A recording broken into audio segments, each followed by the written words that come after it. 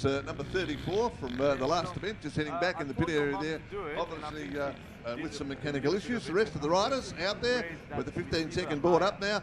Jaden Miles, Riley Fivert, Ollie Burkett, Mason Brown, Xander Conduit, Tristan Roche and Addison Orr. 9 seconds and we will be away with this one here. Who's going to get going away quickly? Probably Mason Brown for Mandurah City KTM and CJC Motorsport. What an awesome start from these riders here. Someone's stuck in the gate. He's saying, come and help me please. His bike is stuck in the gate and he can't get it mobile. In the meantime, what a brilliant start from Mason Brown again on the racetrack. No, it's actually Sonny Pellicano. It looks like that's taken the lead on the 111. And we did say that Pellicano was the man to watch, other than he went down as a 437. Has had a big moment trying to go up the jump for the first time of asking. Nate. That would be Nate Tomarini that's gone down, as the rider that was stuck in the gate is back underway. Well done.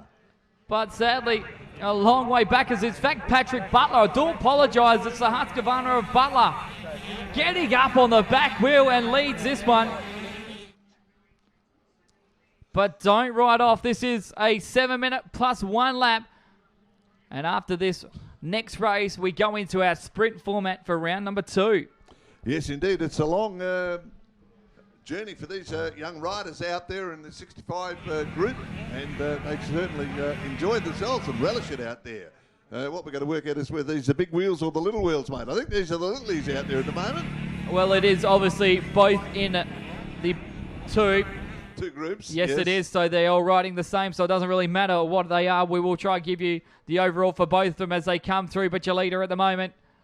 What a run from the 218er Patrick Butler, trying to upset the apple cart.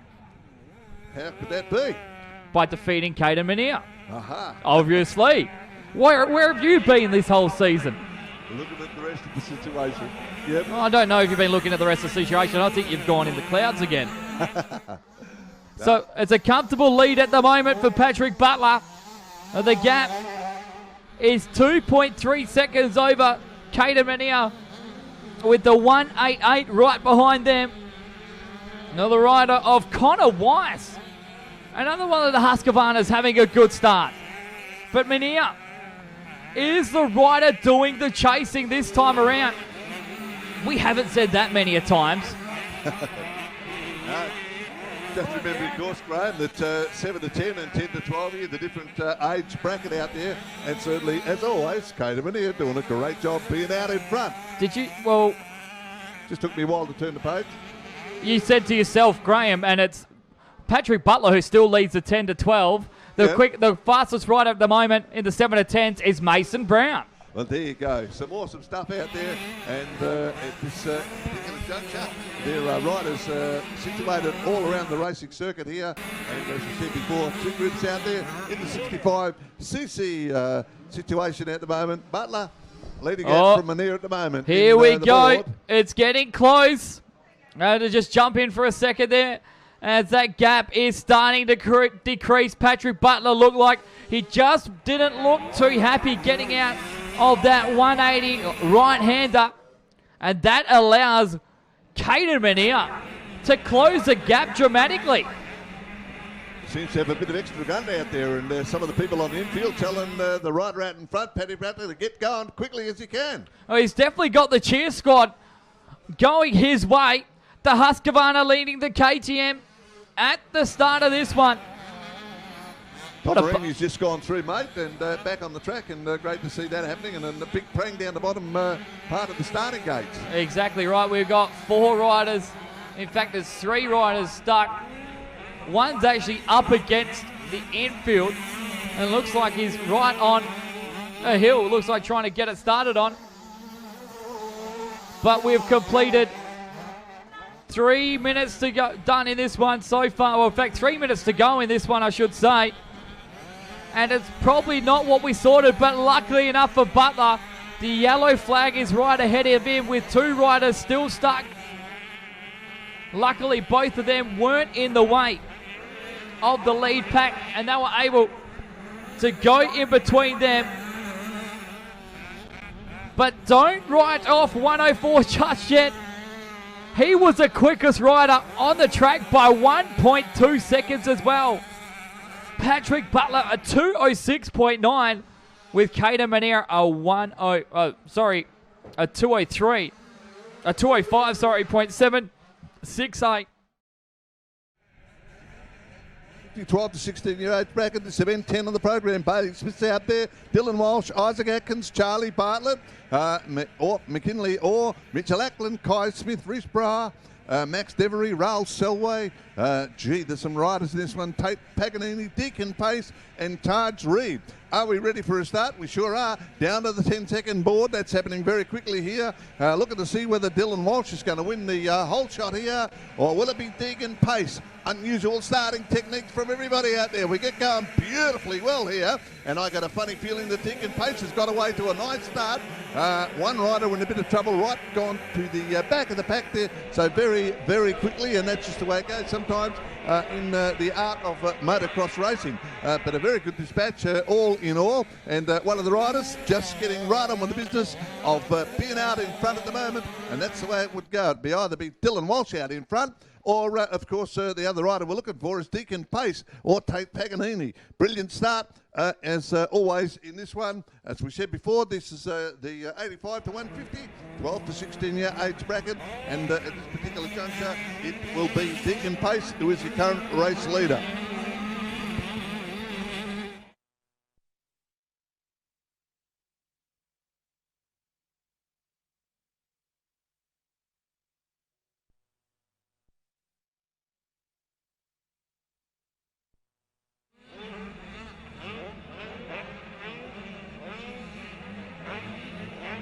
Okay, just looking at the colouring gear there on the lead bike at the moment with an awesome start, and we weren't sure of the numbering there for a while. Deacon Pace with a great start aboard the KTM. Should have a look at the machine there for CJC Motorsport, Diamond Glass and Quick Toe. Deacon Pace with an absolutely brilliant start has absolutely won the pole shot and got away to a great start, and is leading at the moment quite convincingly here. She gets right up in the air over the big tabletop there with an absolutely awesome ride. We're coming up for the commencement of lap number 2, and he has certainly got mobile on board that KTM. Pace is revving the heart out of that machine there, working very well for him at the moment. And of course, as we mentioned before, Walsh is the rider back there, doing it so nicely at the moment. Dylan Walsh aboard another KTM, riding for Mandurah City KTM, with an absolutely awesome ride back to Isaac Atkins, Bailey Smith, Raul Selway, Tate Paganini and Taj Reed, and rounding out the top 8 out there at the moment is Mitchell Ackland.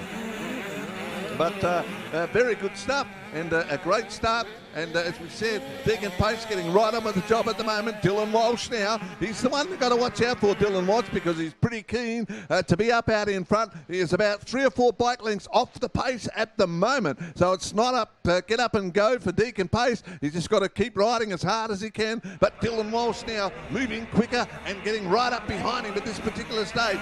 Walsh with an awesome ride at this stage, looking for the inside whenever he can make up any ground out there at the moment. So it's Pace leading out from Dylan Walsh at the moment, and you can see that with a very great screenshot of the distance separating first from second at the moment. Back to Isaac Atkins in third, Bailey Smith, Raul Selway and Tate Paganini and Taj Reed are your top 7 out there at this stage.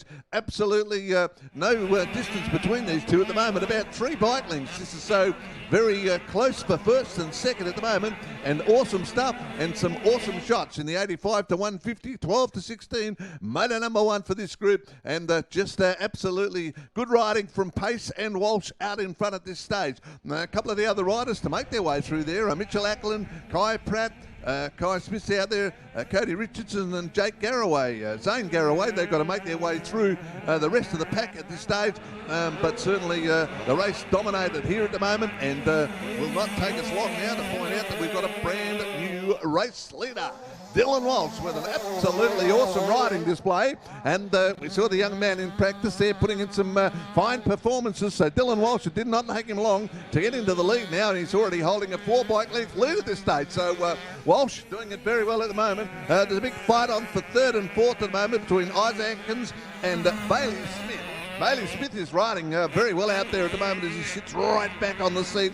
Some great action shots here on the race circuit at the moment. And we see Dylan Walsh now starting to clear away from Deacon Pace. And that is some good riding now on the part of Dylan Walsh, able to manoeuvre his way back through from second and jump into the lead so very well there. So Walsh out in front, and he's sitting a fine pace out in front for the guy behind him. Of course, that's Deacon Pace who's got to get going very quickly, and that wasn't meant to be a play on words, but the way it came out. So at this stage, Walsh out in front of Pace, Isaac Atkins, Bailey Smith, back to Raoul Selway and Tate Paganini. How's the burger going? Good, he said. I'm loving it. Very good. Dylan Walsh with an absolutely brilliant ride as he goes through one more time. Around, not past us, he's got a bit to do. There's a few of the riders going around there very quickly towards the back of the pack. Well, they're not going quick, they've got to work harder. Kai Pratt, Charlie Bartlett, Brody Taylor, Zane Garraway, McKinley Orr, Reese Brower, Max Devery and Kai Smith. They are the riders running from 10th through to 17th, and they will have to get a bit of a wriggle on because the front crew going quick at the moment, up into 8th position, Mitchell Ackland at the moment. So Paganini and Reed, they're having a good dice for 6 and 7. Walsh now, not all that far in front at the moment. So Deacon Pace is right on there providing all the pressure as they go across towards the finish line here, and the pace is right on. It certainly is for Deacon Pace, who is keeping right up with the race leader at the moment, Dylan Walsh, and there's certainly not much ground separating those two. What a big break back. A big break back then, of course, to Bailey Smith, who's going to be up there, and that does mean that Bailey has been able to get past and manoeuvre his way past Isaac Atkins, who was dropped back into 4th placing in this one so far. So well done, and of course the main straight here is named after Reg Welsh, one of the hard-working people here in the early days of motocross, and we keep everybody mentioning that fact throughout the day, the Reg Welsh straight here at Wanneroo Junior Club. Beautiful racing on the part of Dylan Walsh at the moment, and he's certainly setting a pretty crackerjack pace out in front. The last lap time for him was 1:53, and that was very close, and only about 3 or 4 seconds off the pace is Deacon Pace at this particular juncture. So some great riding from this group of riders out there in this lot, which is the 85 to 150cc, the age bracket or the age group from 12 right through to 16, which is a big range of age bracket. Yep, 12 to 16, and it's certainly proving some the training ground for bigger and better things in this group of riders. So we'll wait and see what happens now, as the lead riders now are starting to get amongst the lapped riders out there. So some of the riders still out there on lap number 2 as on their second lap. And the last 2 riders that are running 16 to 17, Charlie Bartlett and Zane Garraway, go through with a fair bit of hard work about them at the moment. The race leader has been totally dominating for the last lap or so anyway at the moment. There is the break separating those two. When he has a swiggle of water out there, we'll see whether he reckons Deacon Pace can get past Dylan Walsh. There isn't that much change out there. Pace has suddenly got himself up another gear or something, because he's suddenly got right up behind Walsh, and it's going to be an absolute rush home for the final checkered flag here. It's going to be another grandstand finish to finish off this opening round, which has been under a shadow of a bit of a darkness of what happened in that last race, but we'll give you a bit more information on that after this one. But this is a race through the pack again between the 61 and the 621.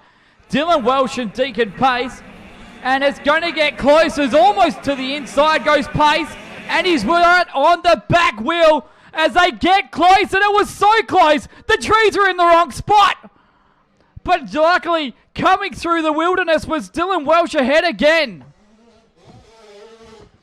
Best ride of the day so far between these two. There's absolutely nothing in it. The passing manoeuvres that is going on between these two at the moment. Walsh has suddenly realised he's going to have to work a bit harder, and he's suddenly decided to open up the accelerator just a little bit out there, get the throttle working a bit better for him. But there's 2 bike legs separating 1 and 2 at the moment on the racetrack. So close between these two. And gutter running it on the bottom was Deacon Pace, while Walsh is letting it all hang out on the top side.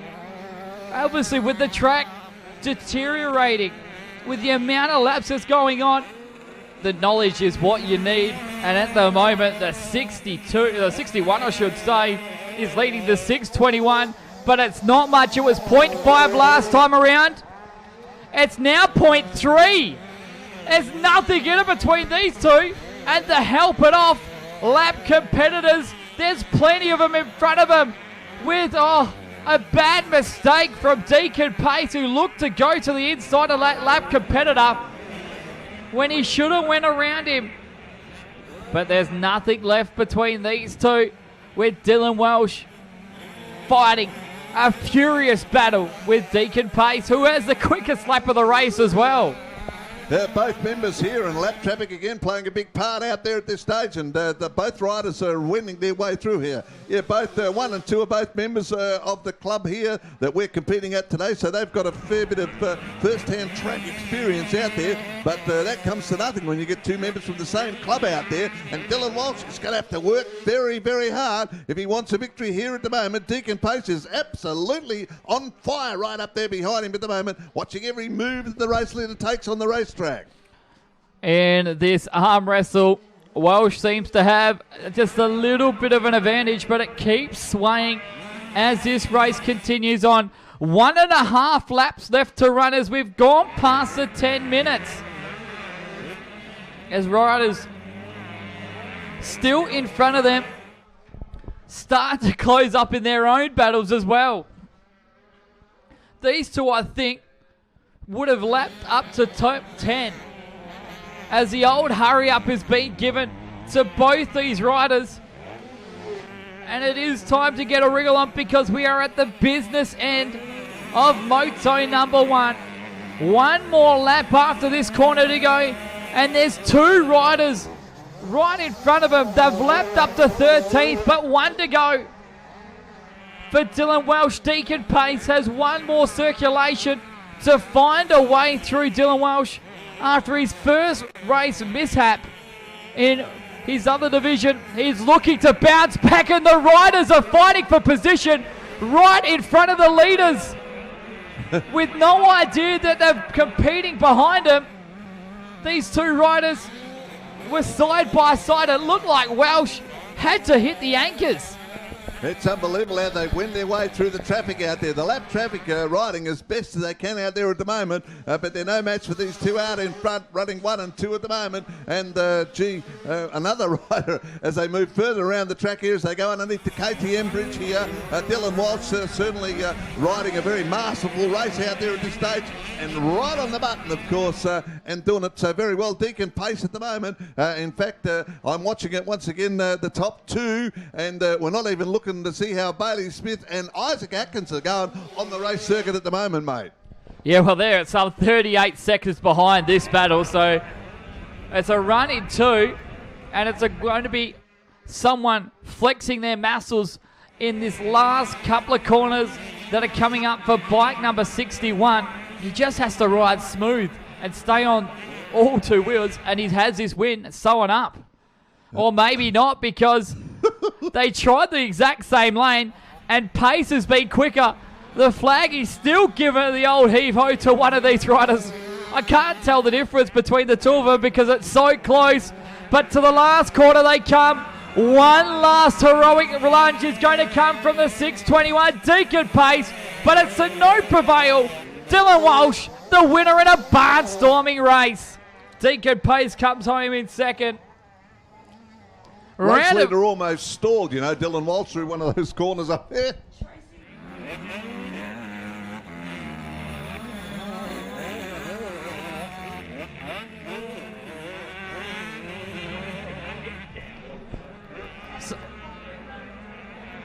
So Walsh and Pace have come across the line. We're still waiting on 3rd place to come through, which will be Bailey Smith. We do have some information about the rerun of the 65cc race to come through, as we will say that after our 3rd place finisher has come through. So Max Devry will be the first one, a lap down. He'll finish in 9th position as Bailey Smith has come across the line to finish in 3rd ahead of Isaac Atkins. And Ryle Shelway will come home in 5th place. We do have a bit of information when the 65cc all ages event will be run. That rerun will occur in between races 13 and 14. So after the 128 to 150, 250, 13 to 16 years sprint race will be completed, the rerun of the 65cc Moto 1 will happen. So that will be in between races 13 and 14, the rerun of race number 9. Also, a word has come through from the clerk of course, Ken. All parents, I know that there was a distressing time on track, but can you please leave it up to the officials? We did have parents. I know that many of you saw the accident and wanted to help out, but can you please leave it to the officials and please not jump onto the racetrack? It is still an active racetrack, and we don't want any accidents to happen with a spectator or a parent with a competitor.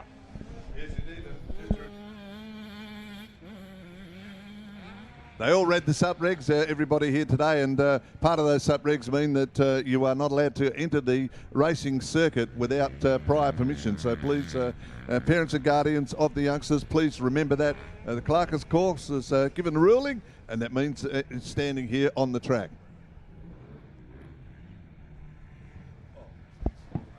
So we really haven't round out round number 1, but we are coming to what will be the first race of round number 2. This is race 11, Moto 2. For the 50cc demo, 5 minutes is the point of call. As for our friends on 4Style Riders Facebook page or 4style.com.au, we are just having a short break with our cameras as they get their 5 minutes of free time in between this, because we are running straight through. There will be no break, and a few riders as well have gone down. I think that was the Paiceway 50 that is getting the bit of the dust up, the help up by the parent, and making sure he's okay and ready to go back on the bike. But the same 4 riders are up in front. The T1 and T2, the twins are back out there.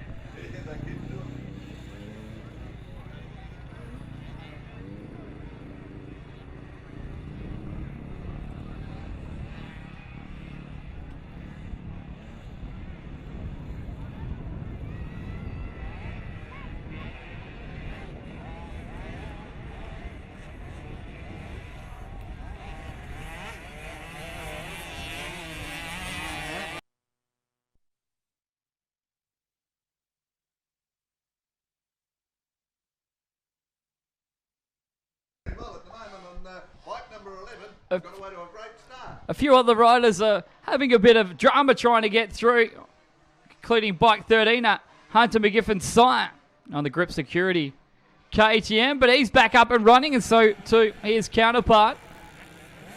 But I have really enjoyed this battle with the top 4 that have gone through, especially the 2 twins. I wonder how it feels on the ride home when they're competing up against each other and one defeats the other. Yes, indeed. We're going to see them when they get up on the trophy dart. So there's riders falling over everywhere today. I don't know what the situation is with this one, mate, but we've got some more down. Yeah, Ryder O'Grady is one that went down on the T1, but I just love it. They get back up, and it's like they've got no fear. Back on straight away and ripping that throttle. They don't waste any time, that's for sure, and they get it all together. This is what you haven't seen probably before, where we race on a small abridged version of the track. And what do we do with the rest of the track? We put the sprinklers on, get it ready for the...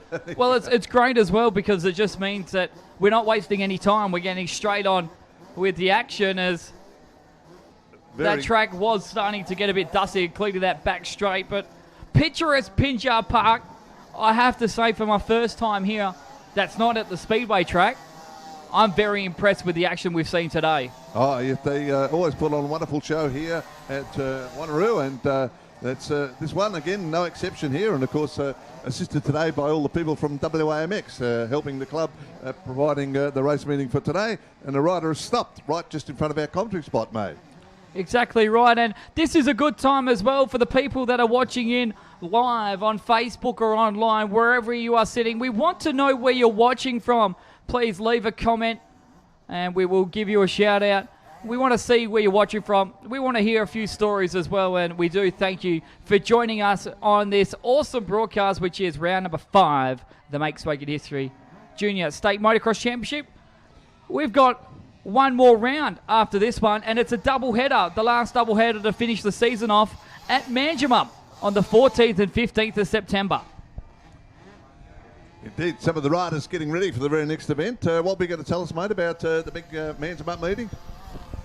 I pretty much just gave it all to you, but obviously you weren't listening again. No. It just shows you what you liked, but that's okay. We will continue on and we'll just keep smiling on. But I was saying that the final round is happening on the 14th and 15th of September at the home of the Manjimup 15,000, the Manjimup Motorcycle Club. I thought you were going to tell us all about pink time down at Manjimup. That's yes, what I was waiting for. Yes, exactly right. There is a National National Breast Cancer Month is happening in the month of September, and to commemorate that, wear pink as well. Get your tutus, get your bras, get your tiaras, get them all out for the final round. We want to see as much pink as possible. I won't be there. It'll be all yourself, Graham, taking over that call for the final round. All right, some issues down the front here at the moment.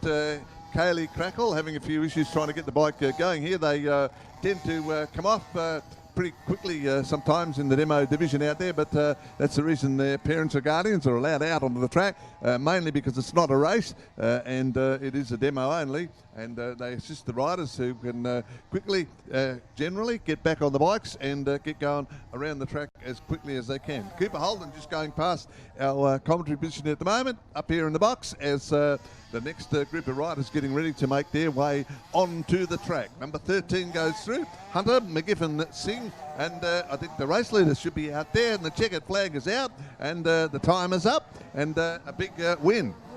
Oh, he's going to have to go around again, I think. How are we situated here? Well, the guy with the red flag was supposed to get out there, and the race is certainly over. So Evan Foley has won the race, but they're going to do some extra laps. Exactly right, but that's all right.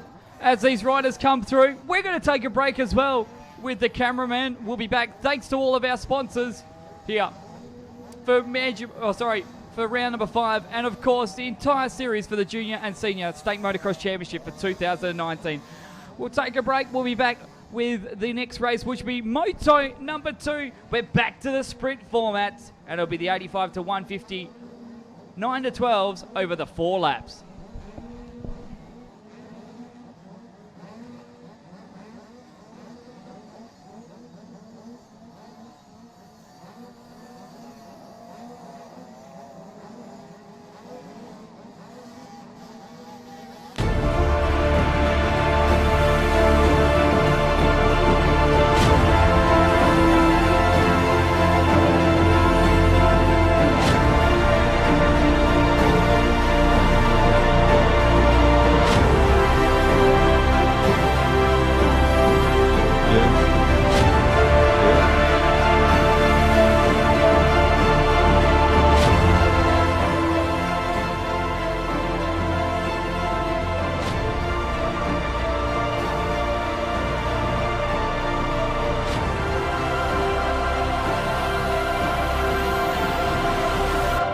Number 1 bike heads back.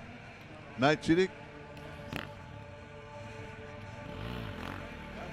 All right, the number 1 bike from the last event is back in the pit area now. The sweep rider still making its way around here, and once that's done, the next group of riders will be ready to go for event 12 on the program. As we mentioned before, it'll be a 4-lap journey for these riders out there. 85 to 150, 9 to 12. Caden Mania's out there on bike 104 for KTM Australia, and Choice Suspension, Asterix, and GPR Trucks. Lara O'Leary today riding for Dingo Australia, Dyno Time, and Detector Drug. Sonny Pelicano, a member of the club here for Savage Motorcycles, Fly Racing, and Bridgestone. Luca Romano riding the KTM for Fence Direct. Bike 122, Ella Foley on 147 is in this one, blue for Blueprint Interiors. Tyson Silvestro, Taj Moore, putting in a great practice session, the first event of the day actually, not the practice session. Taj Moore for the Pipe King people. Connor Weiss, the Husqvarna from Collie for Jaden Rikers. Nate Graham riding today for West Coast Motorcycles, a bike 191. Yep, Rick Skalecki for MBC Northern Suburbs Towing. Patrick Butler on bike 218 for Riverhill Mechanical and Herbert Mining. CJ Sheehan on 225. Braden Upperton on board the Autofix Mechanical Repairs Machine. Charlie Waitman on 352 for JBW, the other riders. Jacob Staley on bike 363, and they're still trying to push the bikes up and over the hill, mate. That's our old friend Ken Ackland. Oh, sorry, not Ken Ackland. I'm more speaking about the sprint car driver. It is actually Ken Ackland Yep. from Great Southern Diesel Service. The Collie rider comes across the line and greets the checkered flag as well. Got the number 4. Good machine. Yep. Got to give him the thumbs up.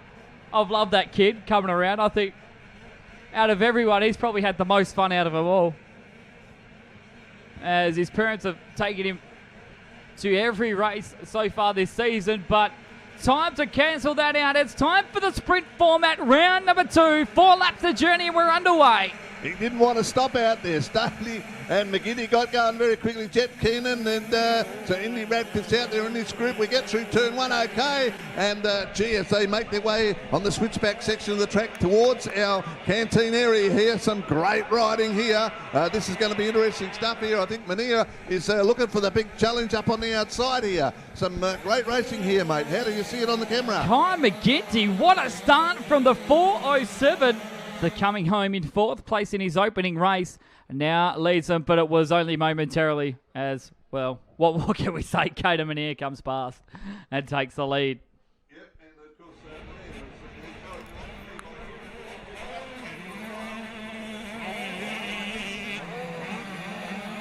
and worldwide as well. We took over the World Championships in Estonia earlier on in the year. But let's watch this second place battle between the 407, who's got a few other riders right behind him. And I can't really say that I think we definitely know that Caden Mania is gone in this one. My biggest question is who's going to finish second, because like last time, Kai McGinty got a great start but fell back off the wayside to finish home in 4th place. Let's hope this time around, with the race being shortened quite dramatically, only being the 4 laps, he can hold on. yeah, it's a sprint home for the cash here, and we're adults, but we are juniors. And at this stage, it's a dash home in this 4-lap journey. That's only 3 today. That's not bad so far. That's about 7 times that you have to turn your microphone on, but that's okay. We'll keep working on. We're getting there. We're getting there. We're getting better than what it was last weekend. So I've got to probably need a new microphone. It's easy to turn on and off. But we can say definitely Caden Mania takes the lead with 1 down and 3 to go. It's Kai McGinty. They got a good start from Tajmore, and right behind them is the 111 of Sonny Pelicano. Charlie Whiteman should be close up as well, but it's Jake Rummins and Connor Weiss in the bike 188, who rounds out the 6th position from Ricky Skalecki, Jack Backer, Luca Romano, and Chance Napier rounding out your top 10, but they're all chasing the 104 of Caden Mania. Yes, indeed. The one I was looking out for was Sonny Pelicano. I'd have thought a better start last time around. Back in 4th place at the moment, but probably not moving as quickly as what we would expect from the young rider out there. But certainly the one to watch out for, again, in this one, for moto number 2 for this group, is Kai McGinty. More than impressed with his performance so far on the track. Yeah, it was a great start from the 407. Thought he may have been able to hold off for a little bit longer on Mania from McGinty, but that wasn't the case whatsoever. But still, if he can hold on for 2nd place, I think it'd be massive props for himself. Yes, indeed, and Caden Mania is certainly, we're allowed to say this on the odd occasion, in a class of his own at the moment in terms of ability to be able to put that bike exactly where he needs and wants on the racing circuit, and that's what it's all about. Exactly right. As looking at it for 2nd place, and one rider went down. Oh, drama for Taj Moore, who has laid the attack on Kai McGinty, but he just laid the bike to its side, and it's all for hell for himself. And the 407, it is in fact now a Sunday afternoon ride, as it's just gone past midday. Yes, indeed. Not looking at the clock at all today here on the circuit. That is the race leader just heading by our position up here at the moment. But McGinty is the rider that's going, but not going as quick at this stage. But look at the way they bolted out the first two riders. Well, you don't really have to say it's quick at this stage. You'll be licking his lips, as I just said, that Taj Moore went down trying to apply the challenge on Kai McGinty. So that now elevates Stanley Pellicano to third place, and this makes this third place battle more interesting because Jake Rumans in the 547 is right behind him, and Taj Moore, who will be looking to claw his way back inside the top three, is now in fifth place. Connor Weiss is the only rider really that hasn't changed any position in sixth place, but Jake Backer, Patrick Butler and Ricky Shalecki have all moved ahead. Actually, Patrick Butler, a big surprise, is well back in eighth place. Yes, indeed. A couple of these riders are going to have to ride fairly hard if they want to feature from second back in this group at the moment. Sonny Pellicano is starting to exert his authority out there at the moment. Back in third. Would love to get past McGinty and move through into second position. Maybe that's happening. No, maybe, of course, we've lost McGinty. Or maybe you've just lost the plot again because Sonny Pellicano is running in third place. Oh. Kai McGinty is fourth. Jake Rumans is the one that's chasing the 111, which is what you're watching on your screen right now. And it's getting closer between these two. And don't forget Taj Moore as well. I'm all eyes on Sonny Pellicano because I think Sonny is the rider that's coming strong. Well, if you knew that, you'd be knowing he was third place. And Kai McGinty is some 8 seconds ahead of these riders. Well, that's great stuff here, and certainly wonderful and well worth watching out there, this group of riders here, and we certainly hope that everyone's enjoying the coverage and being part of the race meet here today. Some fine shots of the riders going through there. That's Jake Rumans, who tried the inside line as the yellow flag is out as well. So there may be a rider down just in this corner that we cannot see, as it was the 140. It may be, but he's one of the slow riders. Tyson Silvestro that went down. Lucky enough for those riders, though, they were able to get through with no harm or no foul.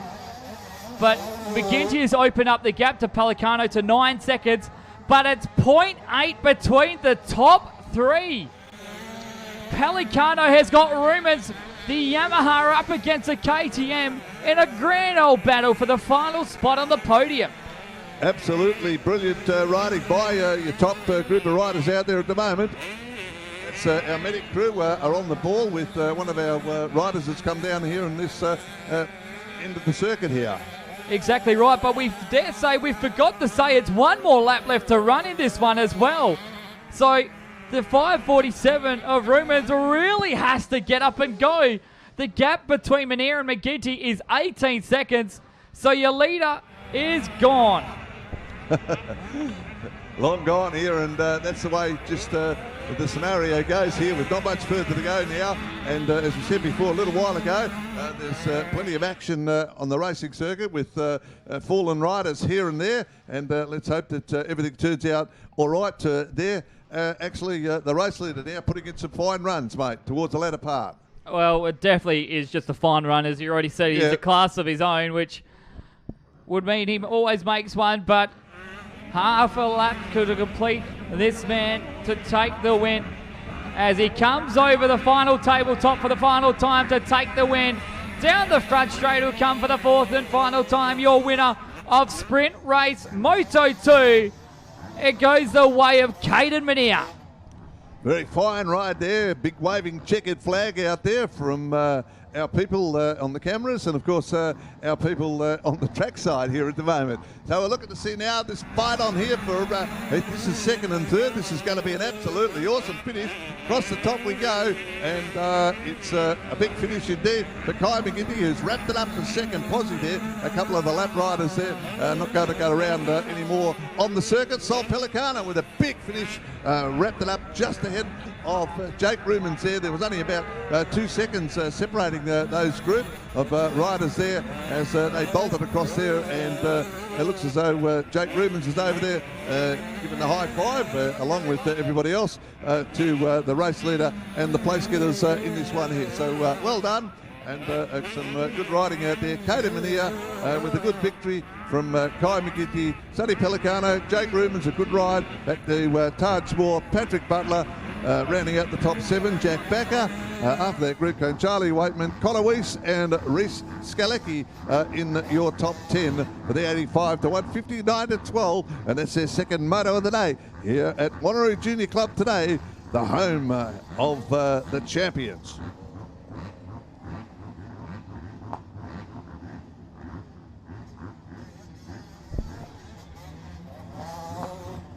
So this is moving on to what will be race number 13 on your event program. After this, we will go back to the 65cc race number 1.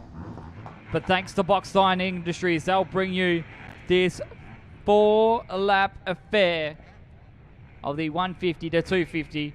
13 to 16 years to go through your starters and riders. Graham Winters.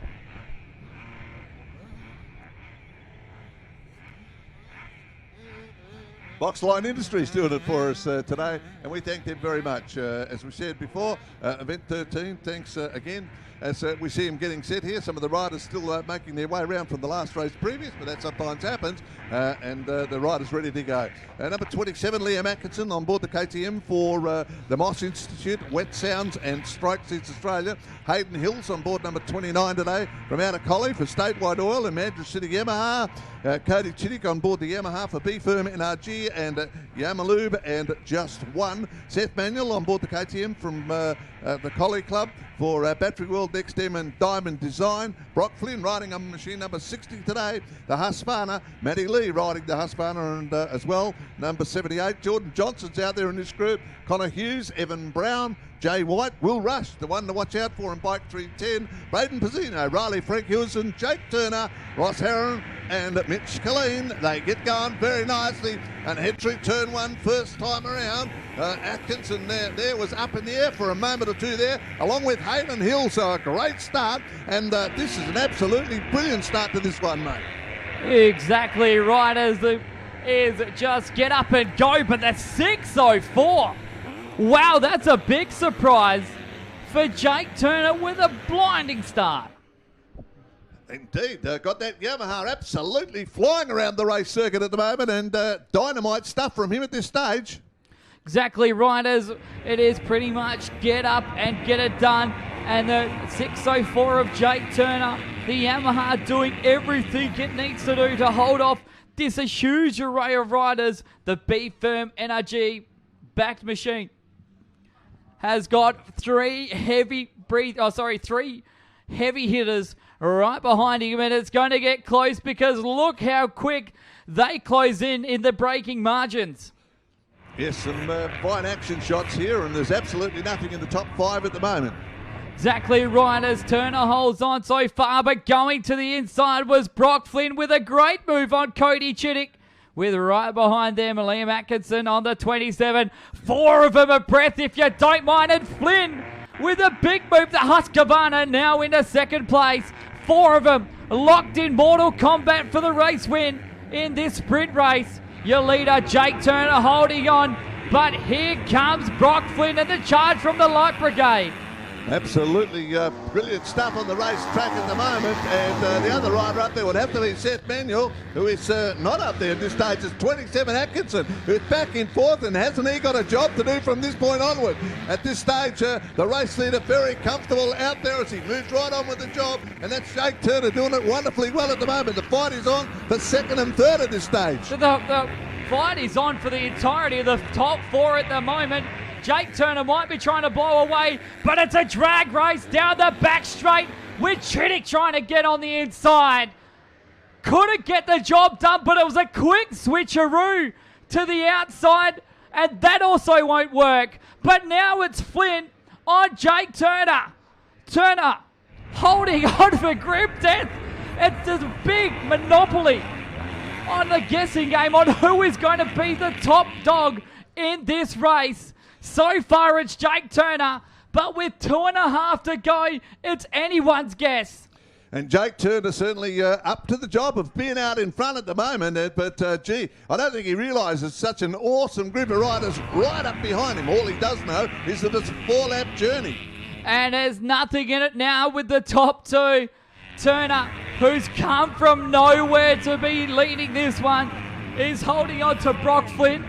The top two were separated, the top four were separated by 2 seconds, with first and second under a second, as Chittick now is under attack from Atkinson, who went to the top side. Chittick now for third place is holding on.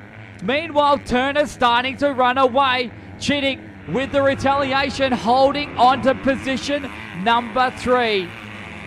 Atkinson has certainly got the job to do. Look at him go through there, those top 4 right on with it. Manuel is right up behind him. He's had a change of gear, currently lying in 5th, and boy, has he got a task ahead of him, Manuel, at the moment. We forgot all about Seth Manuel, who is closed in. 5 of them now. The top 5 is it's getting so close, and Atkinson with a big mistake. Oh, dearie me, now it's going to be Manuel attacking Liam Atkinson for the last spot inside the top 4. Atkinson blocks though with the 59, trying the top side, back out in front though. This is the race of the series. Throw out this opening race between the top 2. We've got 5 of them in this one, fighting out for the race lead. And who will it be? Will it be Jake Turner who's going to be able to hold them off, because they are right up now, not all that far off the pace, but Jake Turner is absolutely showing a beautiful lot of motocross gear out there at the moment, showing everybody what it's all about, but he's not just got it wrapped up in a paper bag at the moment. Well, we may as well throw out 4th and 5th in the battle for this one. It's a 3-horse race now between Turner, who's doing the race of his life, holding off Brock Flynn as here comes Chittick, trying the whole hog around the outside with Flynn holding base. This, though, is allowing Jake Turner to run away. Yeah, while that dogfight goes on for 2nd and 3rd at this stage, and Jake Turner is the master blaster in the 3rd at this stage, and look at that. It's getting real close on the racing circuit here at the moment for that lead at the moment. 1 more to go this time around, past the front straight for the second to last time. Don't ride out Chittick, and you really can't throw out Atkinson or Manuel at all, as here comes Chittick to the outside. It was the inside of turn number 2. For 3, it's the whole hog around the outside. Tried to rail him around the outside to no prevail. Turner, while all this is happening behind him, has no idea that there's 2 of WA's best trying to get past him. As here comes the 60 now. Right to the inside, it's ever so close. And a big loss. It's going to be the way for Flynn. What is Turner's loss is Brock Flynn's gain, and he fights back on the inside. Don't ride off the 2 yet, as the 60 has got it by 1 bike length. Absolutely, the greatest motocross riding you're likely to see for a long, long time in this one here. Just about a half a lap left to go here, and now all of a sudden we've changed camera angles and things are looking good for the race leader. It's not over just yet, ladies and gentlemen, because anything is possible, as Turner looks like he may be breathing a bit of heavy as Flynn almost threw it away. The rear end was dancing all around the place, and here comes Atkinson. Don't ride off this 4th place finisher who's coming from the clouds. Chittick tried to look to the inside of Turner, as Atkinson now looks to the inside of the 39 machine. 2 corners to run in this one, and hold all dividends just at the moment. Turner is going to have one last lunge on the inside. It won't work. Grandstand finish. A round of applause for the top 4. It's going to be Flynn from Turner. Chittick holds on at the line from Liam Atkinson. Wow. By jingo, by golly, is what old Wezzo would say. Flynn, Turner, Chittick, your top 4. 5th place is Seth Manuel. The winning margin was 0.391 seconds. The all-up time was 7 minutes 12.110. It was a yell fest. for 7 minutes 12.110 with the quickest lap on the last lap by the rider who finished fourth of Liam Atkinson with a 147.871. Well, I did call out Race of the Series earlier on in the day. That was Race of the Year for both the seniors and juniors. Wow. It was an awesome one, and everybody worthy of place getters in that one out there. And before they'd even gone back into the pit area, they stopped right at the edge of entrance to the pit area, and they shook hands with one another and gave each other pats on the back and a high five. And that is your top 5 or 6, and they were absolutely exciting about the situation out there.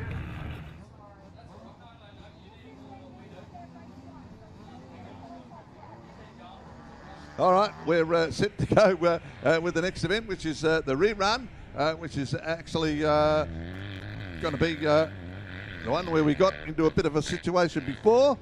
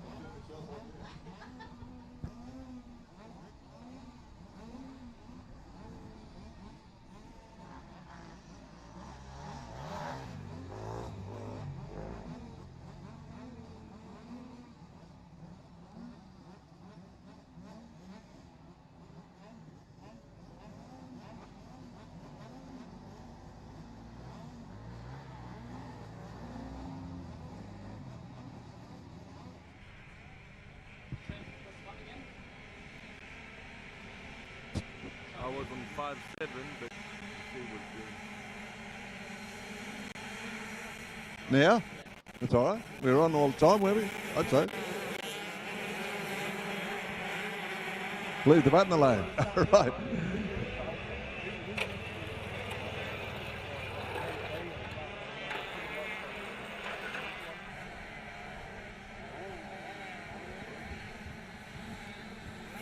Okay, 2 combinations out there and a big field of riders. It looks as though a few at the back there are having a few issues getting around right at the start of this one here. And certainly everybody in the pit area now has seen the start, and the people on the infield pit area there are moving over a little closer to their vantage point where they could get a bit of a closer view of the action on the raceway. At this stage, we're going to have a look at the phone down here, and we got going pretty quickly with that lot. Caden Mania, Sonny Pelicano, Patrick Butler involved in this group here, and as well in that lot we've got Jake Rumans, Indy Radcliffe, Mason Brown, Chance Napier, Caden Freight and Nate Tomarini. And if you remember last time this group of riders was out on the track, we had a few issues with them tumbling on and off the track and making things a little bit difficult there, making the flag official on the track marshal having to bring the race to a halt. And this is the restart of that one.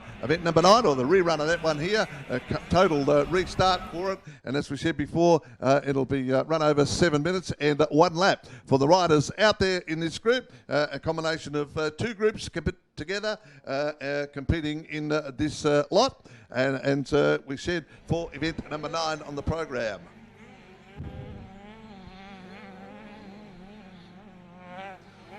Yep, so we got 7 to 10 in the 65s, and in that group as well, we got 10 to 12, 65, but all up, it's the 60. Oh, gee, they're falling everywhere here, hands up in the air. At this stage, nobody's going out on the track to have a look at the situation, and that's exactly what our clerk of the course wants at the moment. A very good start out there from Jake Rumans, who's leading out in front at the moment with an absolutely awesome ride at the moment. As we have a bit of a look around there, Patrick Butler is the one that's out in front at this stage. Just having a bit of an issue out here with the riders, telling them to move and swap around and change. And that is unusual here.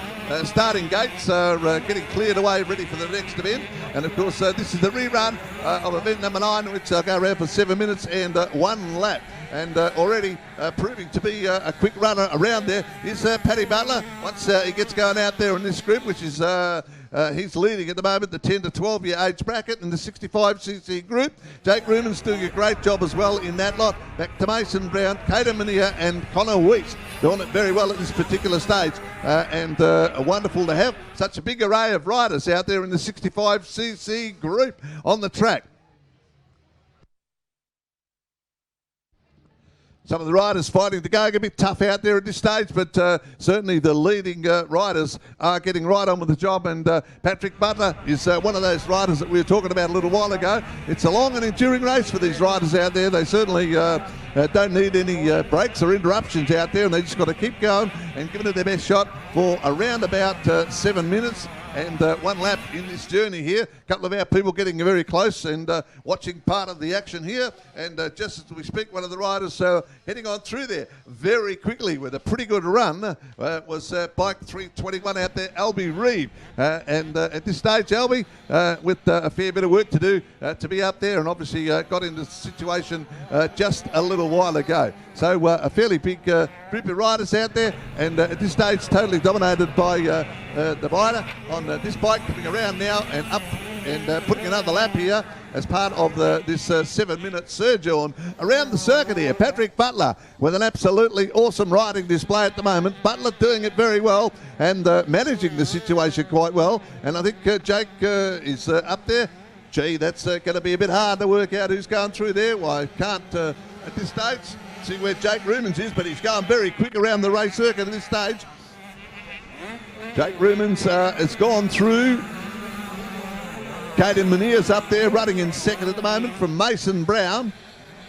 So that's the situation we got up there. No wonder I couldn't find out the other rider out there. So at this stage,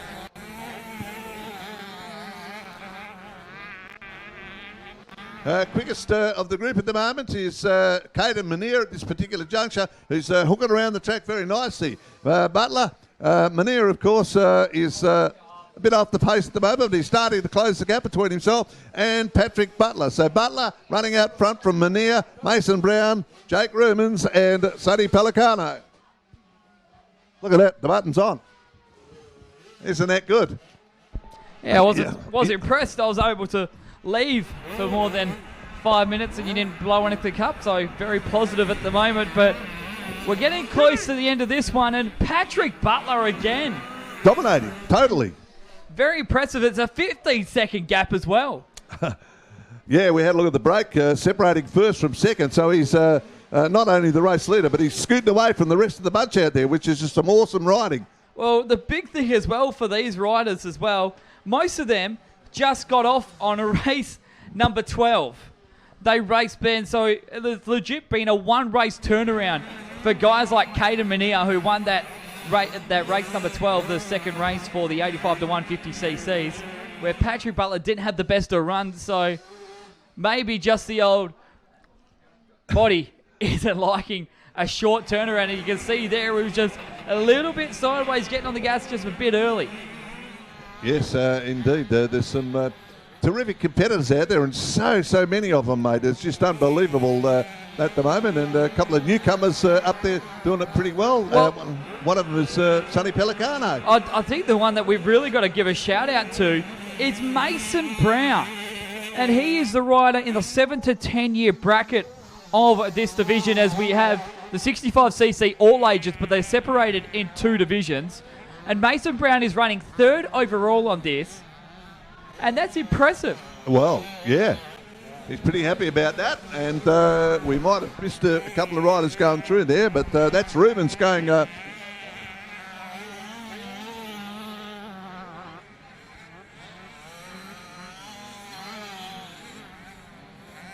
But we have to say as well, Jake Rumans is right there as well with Sonny Pellicano, but Mason Brown now trying to hold off Rumans, who, again, has been one of the form riders as well.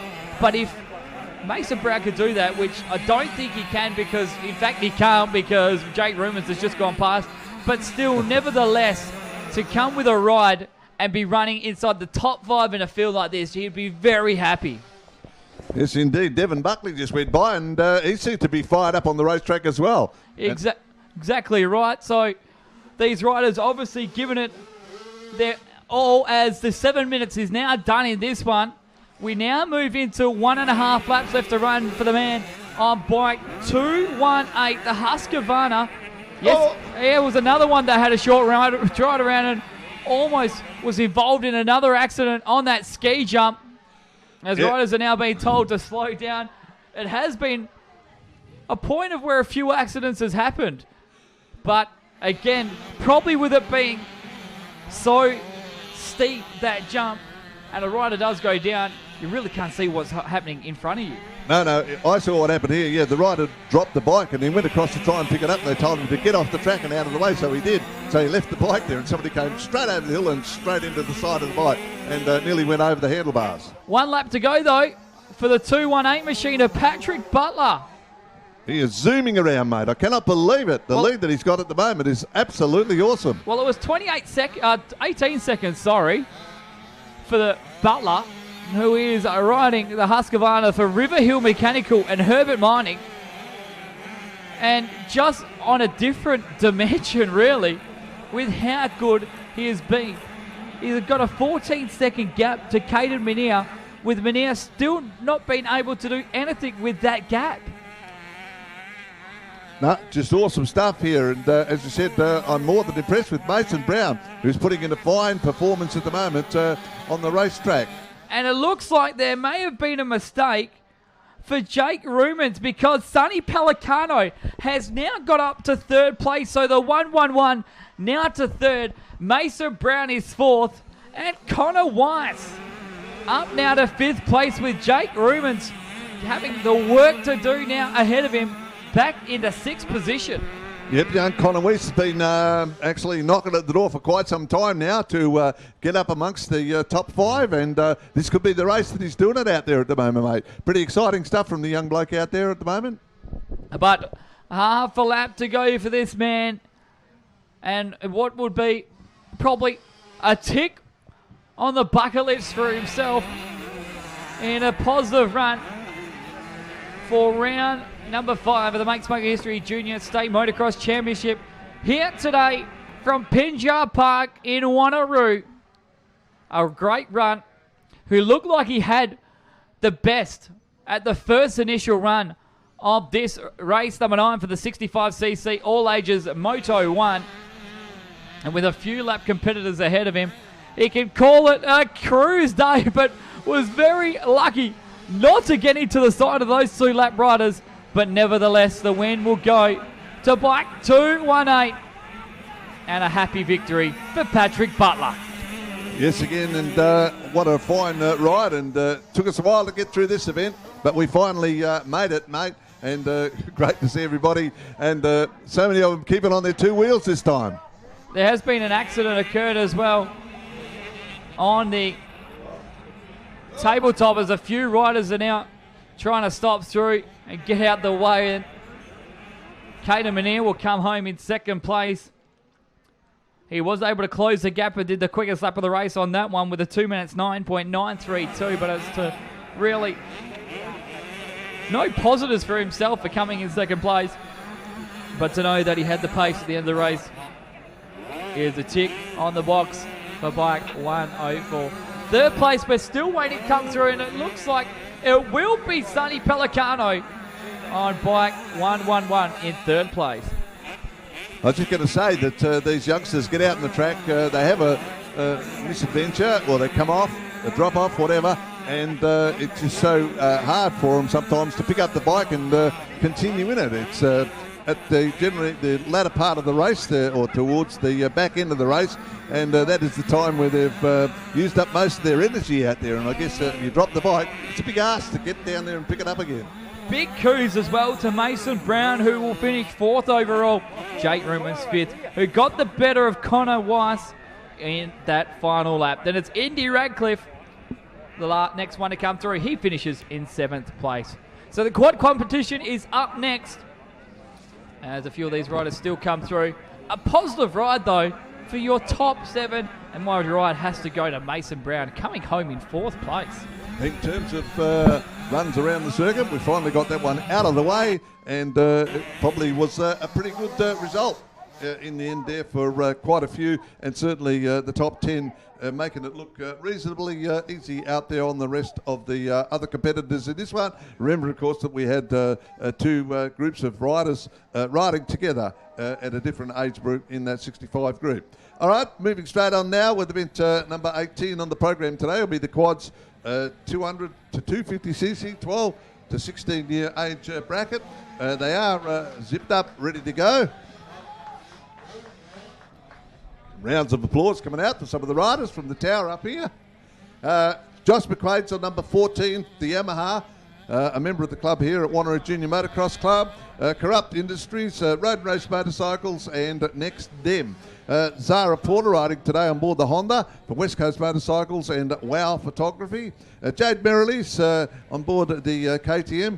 Jade riding today for Bunbury KTM on my home ground down there, Suzuki. Dirt Girls Clothing, Great Southern Fuels, great to be involved with them. Of course, they're wonderful supporters of motocross racing here in the Merrilees racing team. Deegan Lowe on board the Yamaha number 34 for NEXDEM short promotional runs, Gran and Pop. Nicole McDonald riding the Honda for the QRWA Club at Autospark in Bullsbrook. Amber Boland on board the Honda for Pursuit Contracting and Swan Hills Concrete Top. Jack Sawyer, the Yamaha for Langer Engineering. Thanks, Jack. And Jack Sawyer riding for them. Also sponsoring Bailey Langridge, Langer Engineering. So well done. 222 is what the number of Bailey's machine. Keaton Murphy is crashing from today for the racing. Not sure what the problem is. Amira Schmidt riding a bike 945 and put in a great performance last time up. And of course,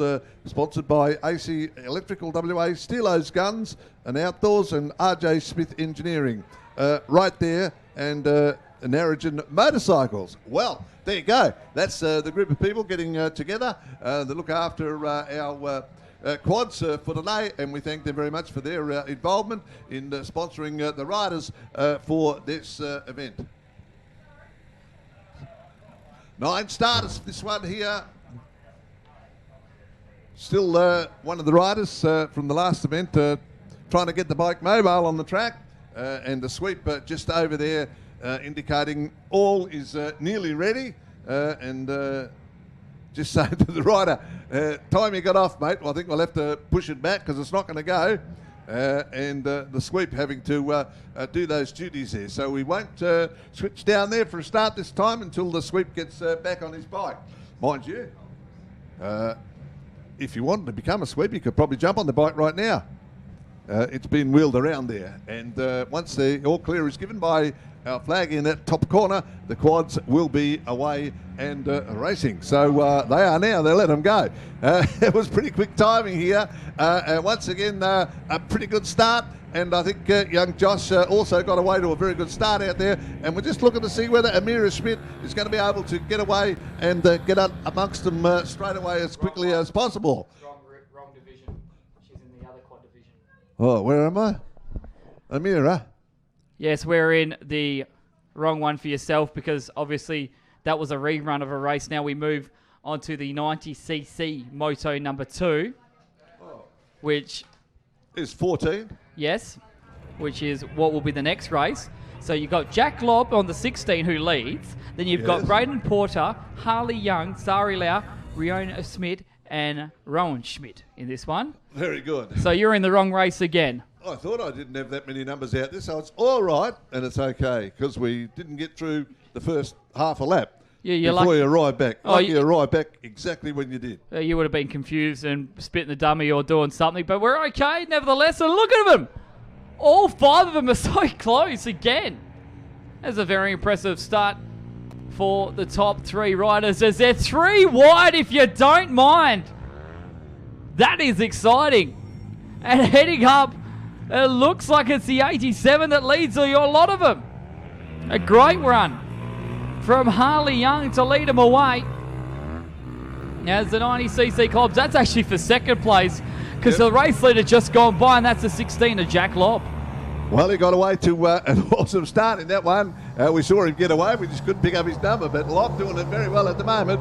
Down through Reggie Welsh Straits and past the KTM side. What an awesome start to Lob out there at the moment. A big gaggle of bikes all going through there, finding out the minor placings out there. And there are 5 of them at the moment going in the Indian file format from 2 right through to 6 out there at the moment on the racetrack. So it's just pretty good stuff from the minor place getters out there at the moment. While the list goes on, Jack Lobb says, well, I'm here to race and I'm going to go. And he's looked after by Body Empire Clothing in his racing career out here, and a great start to this one for young Jack. Well, is that a dominant run expect for the last race that he completed? He was well back in the field, but it doesn't really matter though, because I'm more interested in this race for second again.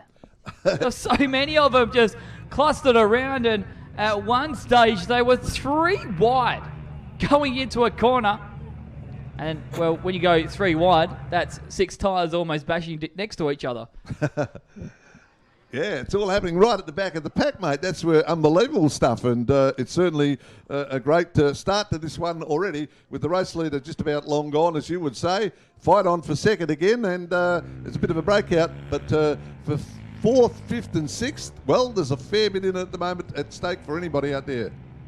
No doubt about that one.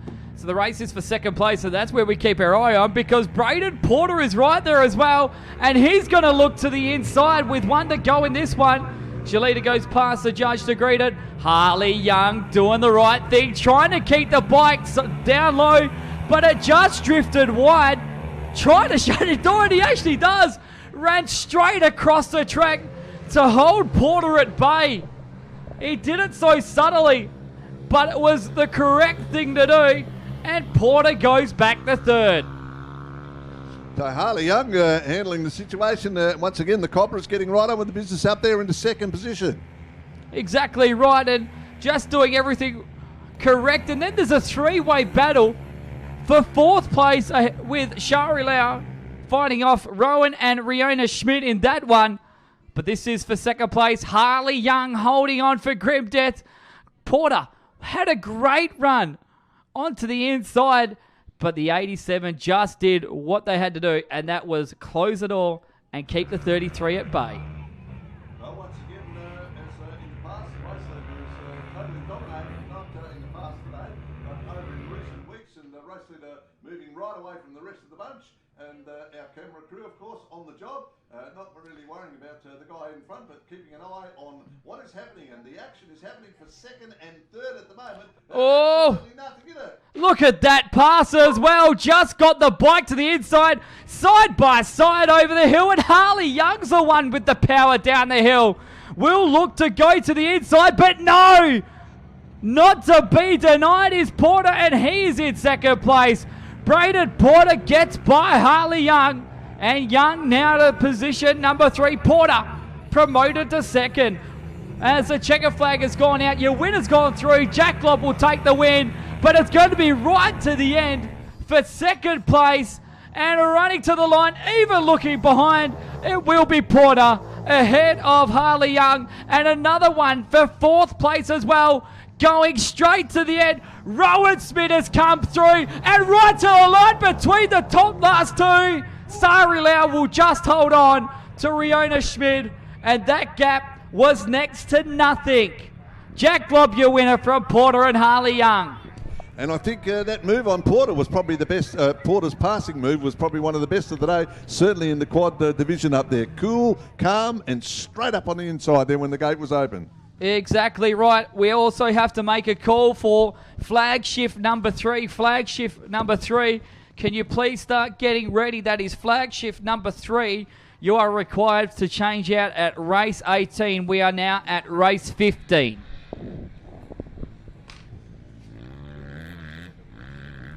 So we move now to another 3-lap affair. It is the 7 to 9 years 50cc autos. Yep, those flaggers need to get out there as quick as they possibly can, because there isn't much time left. So we've got Deegan Ford out there on the Cobra, 102 riding today for B Firm, NRG and Strickland Race Development. Noah Thomas on board the KTM for Risk Racing. Ryder Bolland on board the 108 machine today for Lacey's, Maddington, Hyundai and This is a place we might be familiar with. Madman Motors.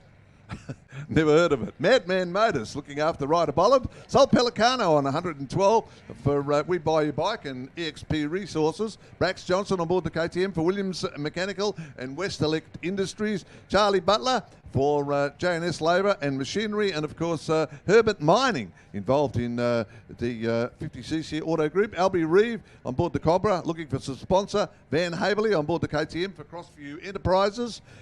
We've got Nate Tomarini on Bike 437 today for PT Fabrication and Welding Services. AJ Mechanical and Mum and Dad. And DeCandlo's Steel City. Ollie Burkett, Sonny Fyford, Mason Brown and Lily Hunt. They make up the numbers or the group for this particular journey on their way round for event number 15. Having a quick look down there, it is a 3-lap dash home to the checkered flag. Ryder's got his hand in the air, and guess what? He doesn't have a motorbike down there. No, they're trying to get it up and started. It's the 179 that is having a few dramas getting it back underway. That is Brax Johnson in the Williams Mechanical KTM. So they're just getting the once over, and obviously just a bit of a delay before we get this rider sorted. Do you like the way that the rider's standing there with a hand in the air saying, you are not going to start this race without me? Exactly right. And in the meantime, we'll take a quick break. We'll be back ready with race number 2 for the 50cc Autos 3-lap journey coming up next.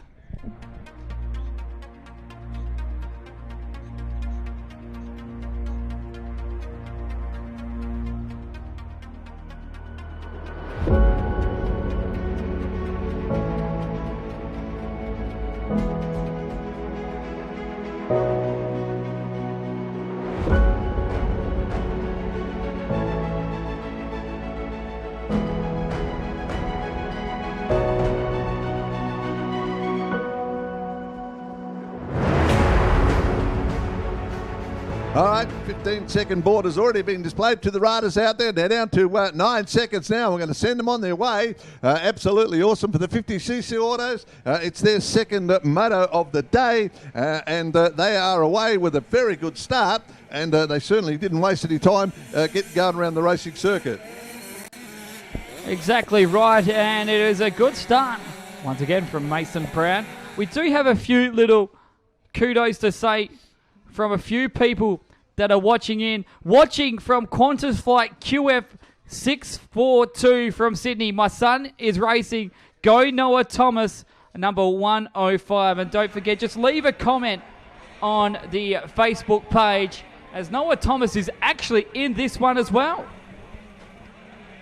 So short and shan't run, but it's Mason Brown that leads. It's only a 3-lap affair to cap off moto number 2, and it's getting close for second place. Deegan Ford under attack again. So Ford doing battle with what it looks like bike 610 of Ollie Burkett in the Junior Lap Carpet Court Cobra. So the race leader is gone, but the battle again for second place. We sound like a broken record with those couple of lines as Mason Brown pulls away. Leads lap number 1 with 2 to go. Close old run for second place with Ford holding on to Ollie Burkett. Then it goes away of bike 437 of Nate Tomarini for Twisted Auto and PT Fabrication and Welding. One thing I noticed, the track starting to not rough up a little bit here, but getting a little bit more seasoned as we go through the racing. And these little machines out there, the Autos, bouncing up and down across the bumps here and making it pretty hard for the youngsters to compete to control these machines out there. But they are just loving it there as Lily Hunt goes by. And good to see that we've got an involvement with a lot of our people, particularly those people up in the air. And great stuff. Exactly right. They're also watching in from Northwest WA all the way up in Karratha. So we almost have every point covered of the great country of Australia to be joining us here at Pinjar Park as you look in at the 610 of Ollie Burkett, who runs in third place at the moment and giving a great chase to Deegan Fort in this one. But don't write off Nate Tomarini or Charlie Butler, who are the ones that round out your top 5 at the moment, because we know that those 2 riders can lay on the gas pedal when it needs to. Yeah. Oh, one of the riders just come out there, down there in a big way, and we'll pick that up in a moment or two. But certainly, Nate Tomarini's had his fair share of offs today as they head on by. That is your top 3 or 4 already in this one, mate. How are we looking? A big kudos as well to the team for Brax Johnson. He was the rider that couldn't get the bike up and running, but he's back out there. Maybe a lap down. But the positive point about that one is he's actually out there and running. No change for the top 4 at the moment as they have escaped the fate and absolutely left the scene in this one. These are very small bikes, but the leader out in front is showing some terrific artistical manoeuvres on the bike there when they go through the corners particularly, and just awesome to watch. Artistical. Yeah. That's a big word for you. Yeah, I had it written down half an hour ago. It is, though, a great run. This rider as well was just in the 65cc field, competing in and finishing in 4th place. And to be this young again and have no fear and no sense of being buggered, because this rider is only 2 races out of another race, and he'll have another 2 races and he'll be back out for the 65cc. Lucky it's a short race, only the 3 laps of distance. And Lucky is on the last lap and on the last corner as well. On bike 6:58, the Cobra for JB Bobcats. Mason Brown takes the win. Wonderful, fine ride by Brown, and certainly proving to everybody here that he's certainly got the goods today here on the racetrack, and lifting the left leg up in the air to show everybody what it's all about. Very quickly, right up behind him, Dig and fought with a very good race finish in the latter part of that journey as they went through there, and Ollie Burkett also finished quite good up in 3rd position out there. So that is your top 3, a bit more after that. If he gets around, you're okay. We're looking for the 4th place bike. Nate Tomarini did it very well, and he's popped across the line in 4th, waiting now for Charlie Butler to come through, and he could have been one of the riders that got into strife down there. So we'll round it out at the top 4 with Mason Brown getting another podium finish again from Dig at 4th, Ollie Burkett, Nate Tomarini, and who's got us now? It was Brown, Fort, Burkett, Tomarini, with Charlie Butler coming home just in 5th place, ahead of LB Reid, Ryder Boland, Sonny Ford will come home in 8th, with Sol Pelicano charging through. Actually will finish in 8th place ahead of 5th forward. Then it's Noah Thomas, Lily Hunt, Brack Johnson who got out there, and Van Haberly who sadly wasn't unable to make the start. Great crowd here in for round number 5 of the Make Spade History Junior State Motocross Championship. And don't forget, we're not over, but if you've got people still umming and ahhing to come here, everything is free to get in. You get through the gate, you come in for free. You still have to pay, obviously, for your food and beverages, but you get to watch this unreal expedition of our state's best junior riders for free. Well, and if you're in this particular area or close by, get on down here and watch the final part of the meeting here today when it starts to hot up and we find out who's going to be on the podium for the finishes tonight, and trophy presentation straight after. We're looking for Group 3 flaggies to make your way down to the middle prior to the start of event 17. Flaggies, you need to be out in the middle at the scrutineering shed prior to the start of event 17, and the changeover, of course, will take place at event number 18. So please, if you're on the 3rd flag waving roster, start getting on down there right away.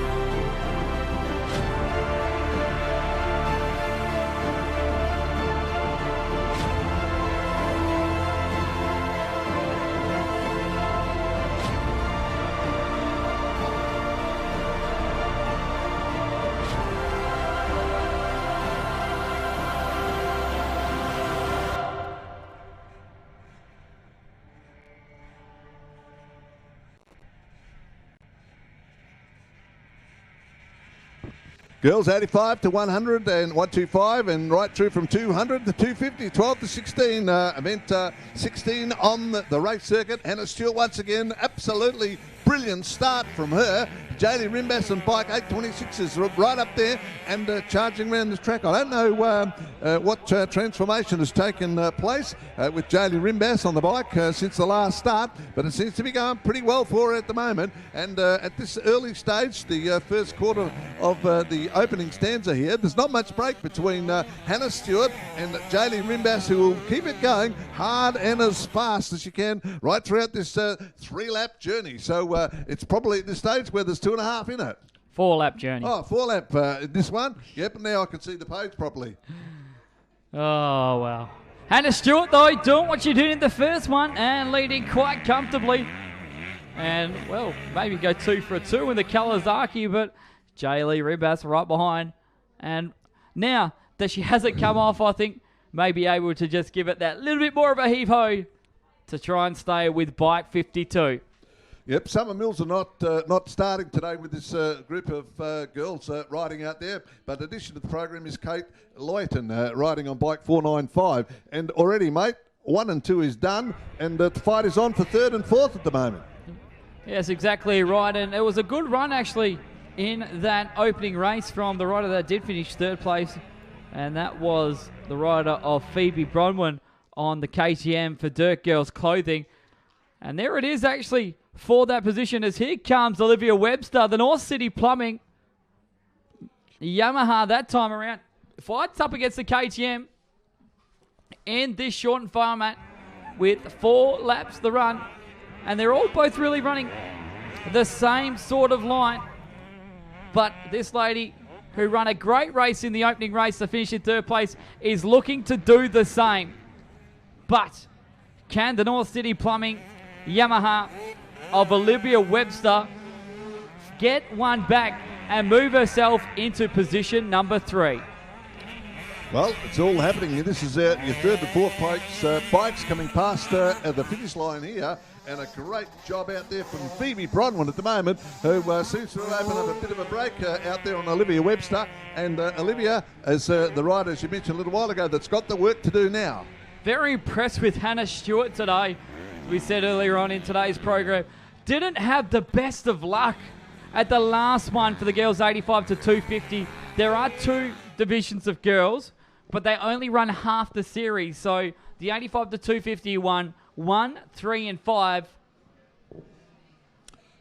I do apologise, with the 65cc's running 2, 4, and 6. But an impressive run from Hannah Stewart after what we saw at Cranbrook, where she couldn't even finish a race other than being in a crash. Well, I think this is a terrific riding display for young Hannah out there. She's doing a couple of monos around the track a little while ago. Wheels standing, whatever you like to call it, and she did it very well a couple of moments ago. And she just looks so at home on that machine, it doesn't matter. It really does, and it's a full 180 for what we saw last time, and very impressive with this run as well, because Jaylee Rimbass, maybe not as fast as Michaela, but still rather not a formed rider in this division, and the 52 is showing her hand big time. Yep, almost came to a rapid halt then, but certainly right on with the case out there, and the throttle control, and I think probably the team have just set up a perfect bike for her to compete with today. And I'm not taking away from her riding ability, because she's showing us plenty today, but I just think the bike has got plenty of get up and go and is doing exactly what she wants it to do. Well, yes, you have to have the get up and go, but you've also got to have the ability to get up and go, and Hannah Stewart is definitely showing it in the biggest amount of droves that you can imagine, because we can't even see 2nd place in the 4 set. She's that far ahead and just has been so smooth today. When we see her made mistakes countless times at Cranbrook, they just look like they've been eradicated, and she's probably coming to a place where she just feels a little bit more comfortable.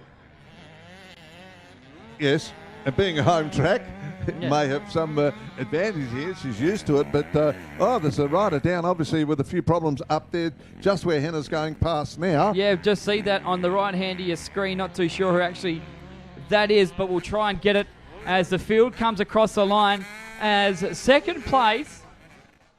It may be who it is because there was no sight of Jaylee Rimbas as there she is. She's now back in fourth place. So that starts to put bike number 730. She goes up and promoted to second. Phoebe Bronwyn to second. And now the battle with Holly Webster are the two positions that will join Hannah Stewart on the podium. Well, that's unbelievable stuff here. And we're seeing one more of the riders coming through there fairly quickly, and that's Kate Luyten out there. And this is the first time that Kate has joined us in this girls division on the racing track here today at Wanneroo Junior Club. And, well, having a good run around there on the track at the moment. So it is quite known now that Madeline Druitt for Penrite Isles and the signpost, the KTM, the one that went down ahead of our race leader. But what is surprising now is this very close two-way battle, and almost a three-way battle is for second, third, and fourth. Jaylee Rimbas, once again, is another one rider that's known to be consistent, but allows just one or two little things to come by at one round where she does come down, and it is showing again as she goes back into position number 4 as the last lap board is Alpha Octane Fabrication, and we've got a change for second place. As to the inside goes Olivia Webster, and Webster now to second place. Back to third goes the 730 machine, and right behind them is Jaylee Rimbas. So forget Hannah Stewart, who's almost back in Perth City. She's that far ahead. All eyes again is on this second place right. And it's certainly a change. Look at that. There's 3 of them now locked together. And not sure what they're fighting for, but it's just good stuff that they're all tied up together. That's what I was talking about. That was the battle for second place that I was talking about 30 seconds ago. And Jaylee Rimbas has got past them both. So Rimbas back to second place. Even though she went down, was able to find her way through in that short section that we chewed back to bike number 52. So Rimbas fighting back, and so too is Phoebe Bronwyn. Bronwyn back to third place, and back to fourth goes Olivia Webster. So falling back is the Yamaha on bike 177. What a run from Phoebe Bronwyn. Very impressive with this third place run, and still so close to second place as Jaylee Rimbas hasn't got that far ahead, and there's a lap competitor right in front of her. And she had a few issues coming through turn number 1 here on the racing circuit, Jaylee Rimbas that time, and almost stalled the bike. But she kept it going, and the guys running third and fourth made up a fair bit of ground, but she got going in the end and has taken off again now in pursuit of the current race leader, who is just about ready to come on home with another big win. I don't think it's going to be in pursuit of the race leader. It's more of a holding off for second place, because we already said Hannah Stewart is absolutely darted away from the rest of the field, and it's a comfortable lead, a comfortable margin. She'll actually come past the judge right now to greet the checkered flag. Hannah Stewart with an impeccable win. And go 2 from 2 and win the sprint race on bike number 52. She looks so cool and calm and collected, doesn't she? That Hannah Stewart, when she comes, when she gets onto the racetrack, and it's absolutely unbelievable the speed she's going and the control of the bike. Exactly right. As the next 2 riders have cleared away from the rest of the field, and it's actually come into what is more of a, well, separation than being such a close race. Thanks very much. Yes, indeed. Some great stuff here for the girls group out there for event 16. And we made mention before, if you're ready, we need you out there for your next flag roster. Awesome finish here. We're waiting for the rest of the place getters to come through. Winner has already gone through, and at this particular stage it will be Jaylee Rimbas, who comes around here with a great style, and will take the second placing there. a big finish, and should be excited about that. And that'll probably set her up for maybe a podium finish here this afternoon, depending on happens in moto number 3 for her. Waiting now for Phoebe Bronwood to come through, and I think Phoebe will probably fire across the line there. Yep, built up a bit of extra speed there in the latter part of the journey, but a good finish there from Phoebe, and that just about rounds out your top 3. Probably going to be a little while before we wait for the rest of the riders to come through. But Hannah Stewart taking it from Jaylee Rimbas and Phoebe Bronwyn third across the line, and they're giving each other the high five in the pit area. Well done to the girls in that group, 12 to 16 year age bracket. EXP Resources proudly sponsoring the very next event for us, which is the 100 to 125, 13 to 16 year age bracket. The riders are ready to go. There'll be a couple of seconds delay. We will tell everybody that if you're required out there on the track, if you're in the third group of flaggers, you need to be out there right now. So we've got Casey Kings on bike number 9, riding today the KTM for Phil Blackman's Blackman Engineering, Blackman Fabrications, Aussie Moto Engineering, and Meriden Tyrite. The Whistler family have got Meriden Tyrite, which is really good. Great to be involved. Campbell McMahon's on bike number 20 for Faint Obsession and Dunlop. We've got Kane Alexander on board the Husqvarna for CJC Motorsport. Liam Atkinson on bike number 27. Needs no introduction to anybody out there for Choice Suspension, FXR Ride, Tribe, and SH27 and Trackline. Cody Chittick on bike number 39 today for Just One, Dunlop Junior, Wormel Civil out there in Byford, Yamalube and Power on Combing. Hadel O'Leary on bike number 46 for NR Metal Recycling. Bailey Smith on 51 for Southwest Yamaha. And the riders are ready to go with 5 seconds to go. Seth Manuel's out there with Brock Flynn and Dylan Walsh almost ready for the start. Atkinson got away the best. He's going to win the whole shot just about. Campbell McMahon up through turn number 1 with a beautiful, awesome ride. McMahon hooked it up wide and bingo, it's all over already. No, it's not. It's actually going to be Brock Flynn that takes the lead, so don't count your chickens before they hatch.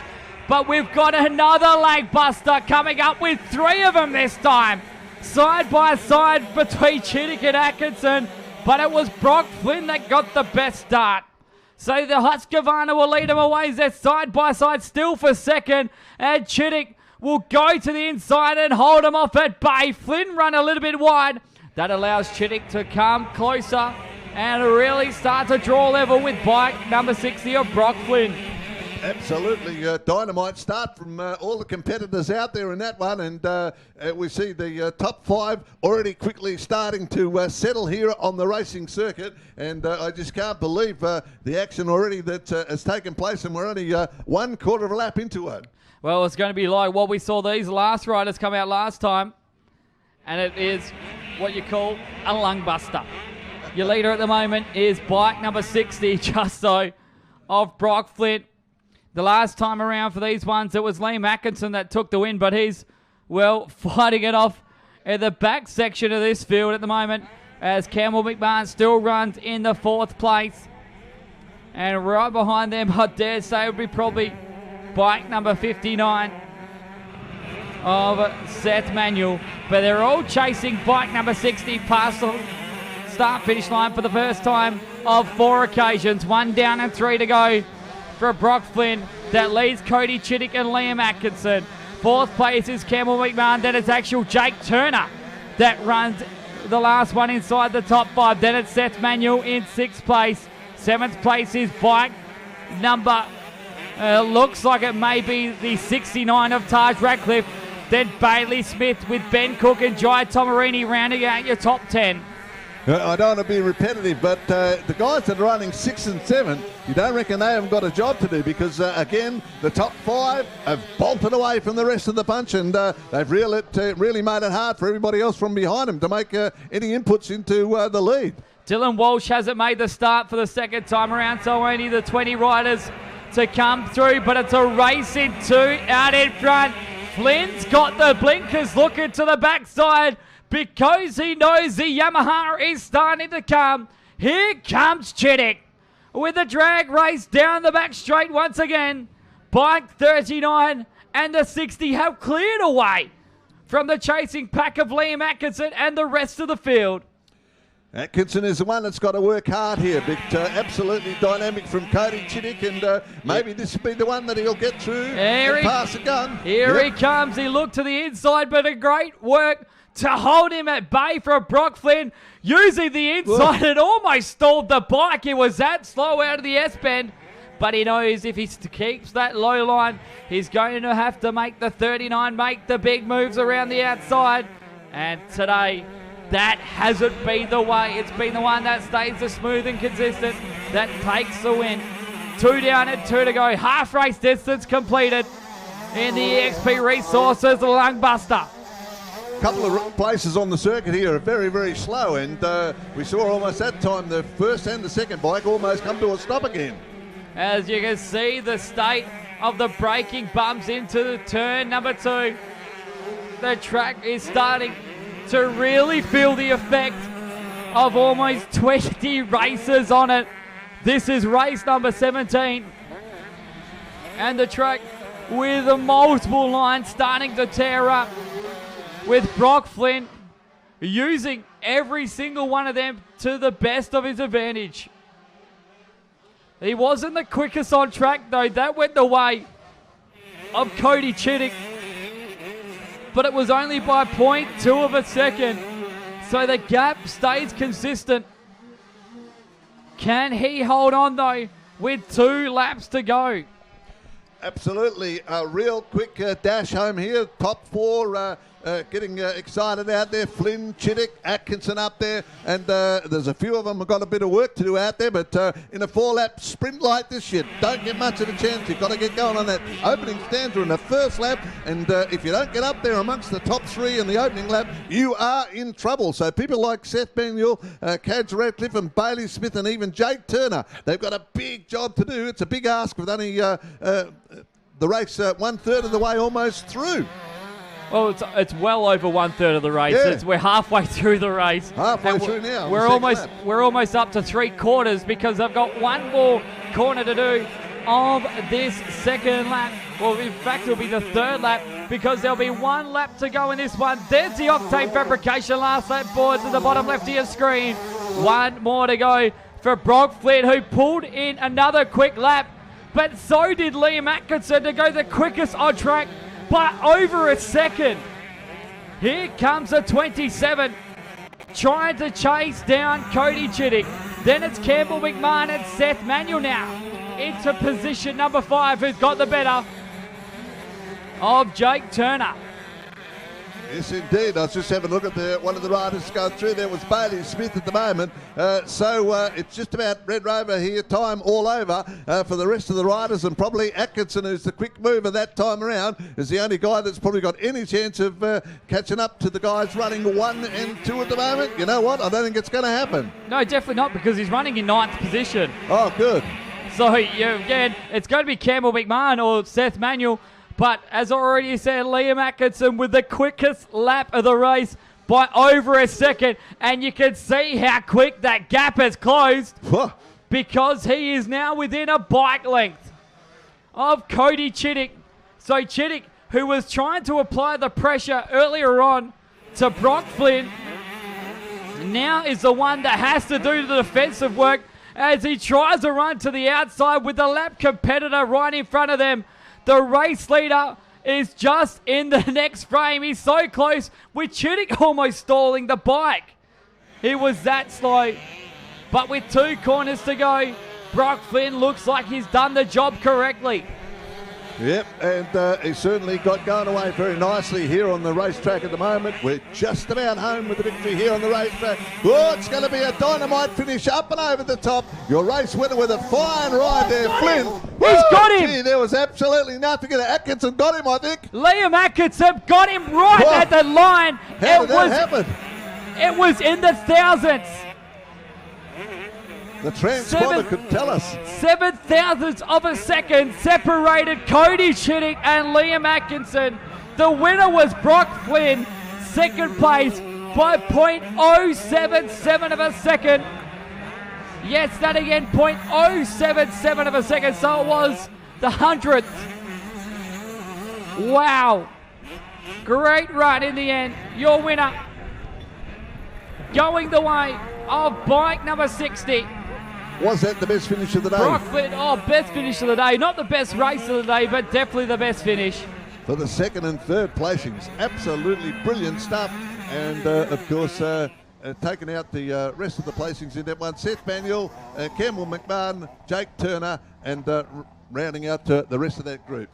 Absolutely fantastic racing. And once again, don't ever underestimate the riding ability of Liam Atkinson out there, who can really put it together at any opportune moment.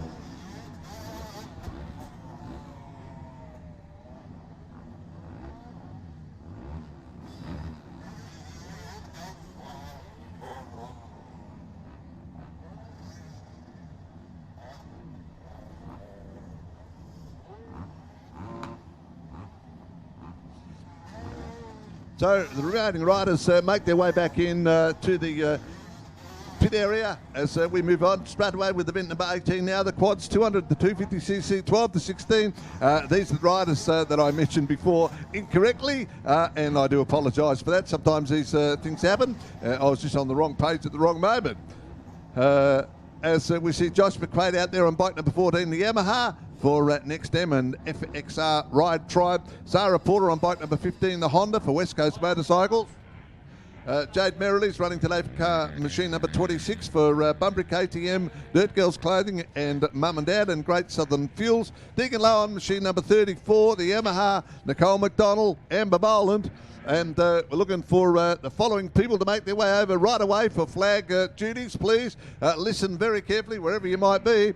Bike 471 533 489 24 and 119. You need to get over there straight away for flag duties for us on the track. Start of the quads, 12 to 16 year age bracket. Oh, Merrilley's never got going. Jade Merrilley, up in the air and in a big way.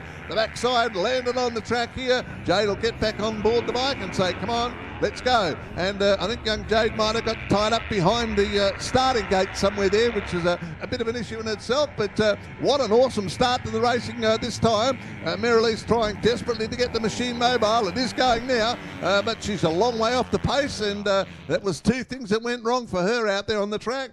And, well, that's just part of motocross racing that you cannot do very much about. So what an awesome start by everybody else. And once again, gee, you're lucky you haven't got that microphone ready, mate. There is absolutely none. Look at this, a big gaggle of bikes underneath the KTM bridge, and there are 6 of them there, fighting it out there, the top 6. And are they bolting around this racetrack at the moment? It's a fair way back to the 7th place bike at the moment, but gee, the top 6, mate, is absolutely awesome. What a start. You think they'll be going for a start, going side by side. It's not a rolling start. This is them actually going at it at gang-ho. Side by side for the race lead. And it looks like Nicole McDonald's going to come through with it. She will.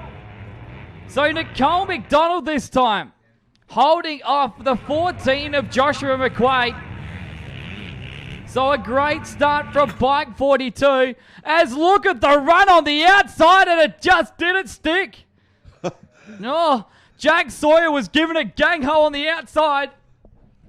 But again, giving the chase is Joshua McQuaid at Deegan Lau, as Lau will get to the outside of Nicole McDonald, who just got a little bit upset going over that damn old bridge. Just catching it out as trying to follow through was McQuaid, but Amir Schmid was giving a great run around the outside, the 34. The leader though, Josh McQuaid.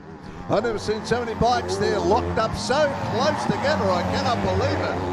And the rider that's providing a fair bit of impetus out there is Jack Sawyer at the moment on the outside, trying to work his way still into a better position at this stage. But a beautiful start here. And look at this over the stutters, mate. It's all changing rapidly. Jack Sawyer trying the big move on the outside, and he'll get 2 of them. Sawyer, just like that. In fact, he'll get 3. From 5th to 2nd, if you don't mind. And trying to slide through was Amir Schmid. Schmid now gets up to 3rd place, but side by side and dragging her is Nicole McDonald. McDonald back to 3rd. 4th place is Amir Schmid, and the big loser out of all this was Deegan Lau, who goes back to 5th place, but is fighting back on the outside to get through to 4th. Well, have a look at that. I cannot believe that the run of Jack Sawyer around the outside, and he's at it again. He let it all hang out around the outside to hold on to 2nd place. And why not give it to the 1-2-2? An absolute epic run.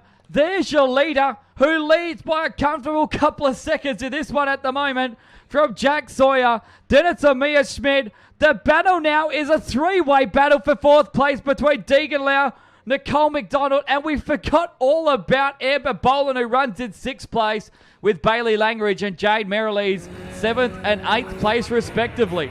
There's about 4 races in one out there at the moment. There's action everywhere in the groups of, well, they're in groups of 2 at the moment on the racetrack at this particular stage. But Josh McQuaid is certainly handling the situation very well. He's leaning right into the machine and extracting most out of it, and more than anybody else out there at the moment. But what a race of fortunes out there for Jack Sawyer on bike 122, mate. He is hammering along. Well, he come across the line in 5th place for the first lap. He's now into 2nd. This is 3rd place at the moment. Running up just ahead of them now is Deegan Lau, who got the better. In fact, no, this is 4th place. As one has gone down big way. That was Amir Schmidt, who had a big hit and almost got collected by Nicole McDonald. Amber Boland, as the goggles have been thrown away. And Amir Schmidt will now have to try and get the bike back up and running. Here's the replay of it. She just got unsettled and actually hit the infield. Oh. She hit the infield curbing and was very lucky. The bike didn't actually land over him. We'll get one more look at it. She just dived to the inside a little bit too early, and a big side stand, you'd have to call it, as the bike went upside down. A drama time for bike number 945, who was running as high as 2nd place. But Sawyer now comfortably is 2nd ahead of Deegan Lau and Amber Boland. Nicole McDonald now rounds out your top 5, but they're all chasing Joshua McQuaid, who set the quickest lap of the race with a 2 minutes 11.088. Just having a look at Amira Schmidt when she went over that time. The first thing she wanted to do was get the bike back on its wheels. So what she did was race across the track, but she didn't have a look over her shoulder to see if anybody was coming over the hill. And guess what? There was somebody there. And very quickly she got out of the way, picked the bike up, and got herself mobile. So a wonderful job. Good bike 471. Bike 471, can you please make your way to the infield to get yourself sorted for flagman? That is bike 471. That is 471. Please, can you get yourself available with a flagman? Thank you. This is the second to last lap of the Quad 250 Moto number 2. And Josh McQuaid, with all this action that's going on behind him, is able to just run away with a comfortable lead. Yes, it's track practice time for McQuaid out there at the moment. You would think it was track practice for him at the moment. He's totally dominated right from the very outset on machine number 14, and looks very comfortable there with that last lap board, which could change any moment. Well, it will change now. The Octane Fabrication last lap board is out. Yep. But he hasn't really dominated because the starts haven't been his forte, and he's had to come through the field. But once he comes through the field, he's convincingly leading him. And I've got to say, my biggest run for today has been Jack Sawyer. Unbelievable run from bike 122. And that pass on the outside, whew, that was something special. One of the riders about to call time on trying to get the machine going. That's Amira Schmidt down the bottom there. She's been kicking heck out of that machine for about the last 60 seconds, I suppose, trying to get it going. It just will not fire up for her. Well, it's over 2 minutes that she's been trying to get that bike up and kicking and getting, because won't move. She went down as the leaders were coming past the judge the second to last time they went around, so, and about a 2 minute time to get around the lap. So she's been giving it gangbys for the last, well, what would you feel like 180 seconds, and so it just hasn't moved. But Joshua McQuaid, what a run so far, and a lead of over 5 seconds is what you got to say, a little bit comfortable for himself. Yep, an absolutely fine display of motocross riding, quad style, in its very best form here for the race leader, and that's going to go down the history books as another big win in a little while here. A couple of the others just moving around the track fairly slowly. One of those is Gemma Merrilies, who's just gone past the finish line with a bit of work to do, but not long before the race leader comes home. Jared Merrilies, that was on bike number 26. Bailey Langridge, the last one to come across the line in this one to stay on the lead lap. Amir Schmidt is already one lap down as the triple two, in fact it is, comes across the line. Amir Schmidt still sadly hasn't been able to move and will be recorded as a did not finish in this event, as they're coming through the last two corners on bike number 14. He'll go 2 from 2 in today's quad action, but he hasn't had it his own way as he goes around side Amir Schmidt, who still hasn't been able to move. The checker flag is out. The win goes to Joshua McQuaid. What an absolutely fine ride by McQuaid out there at the moment, as we said before.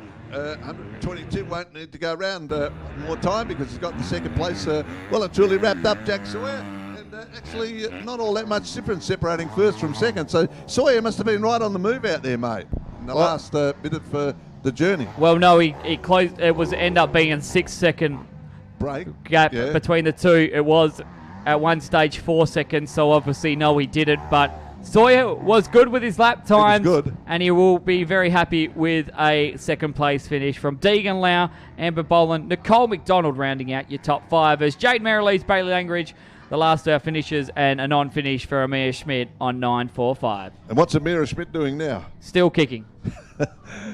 They're giving us some advice from the edge of the track what to do, and it just won't work. Exactly right, but for myself, Morgan Melvin, Graham Winters, we'll take a quick break. This is the time the flagman should be changing around, so we'll be having a quick break for the flagman to get changed out, as it was meant to happen after race number 18. So the sprinklers are out. We'll take some music, and thanks to our awesome sponsors of today's action for round number 5 of the Make Smoking History State Junior Motocross Championship.